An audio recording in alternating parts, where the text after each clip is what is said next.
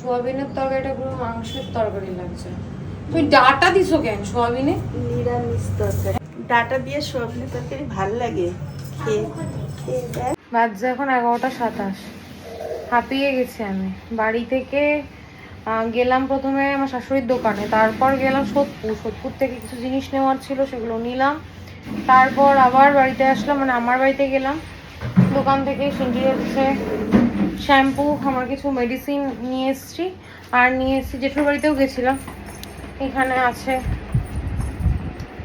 8খানা nightie আছে, শাড়ি আছে কটা, 3টে মনে শাড়ি আছে, আর এই হাফ প্যান্ট দুটো ওদের জন্য নিয়ে এসেছি পয়লা বৈশাখের। আর টি শার্ট আমি ওটা আগেই কিনে দিয়েছিলাম, সেটা রয়েছে। একটা অ্যাডিডাসের আর একটা মনে হয় পুমার কিনে দিয়েছিলাম, ওগুলো রয়েছে। আর আমি যেন টি শার্টের দিকে যাইনি, আরও জামা কাপড় কেনা খুব একটা পছন্দ করে না।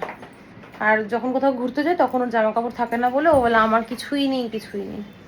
আর একটা জিনিস নিয়ে এসেছি, দেখাচ্ছি তোমাদেরকে। সিনটিকে বলি ক্যামেরাটা ধরে, দেখা যাচ্ছে? হ্যাঁ, পয়লা বৈশাখ উপলক্ষে এই যে শাখা আর কলা। অনেক দিনের ইচ্ছা ছিল, দেখা একটু ক্লোজে দেখো, ফোকাস নিচ্ছে।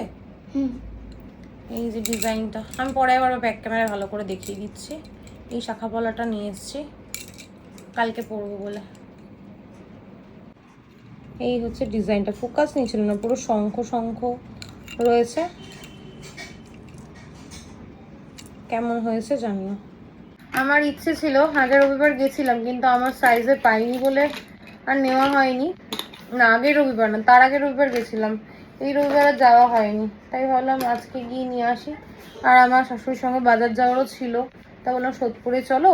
তো ফুলটাও নিয়ে নিল, আমি শাখাটা কিনলাম, আর মাদেরকেও শাখা কিনে দিয়েছি। আমার মাকেও একটা দিয়েছি আর আমার শাশুড়িকেও একটা শাখা কিনে দিয়েছি।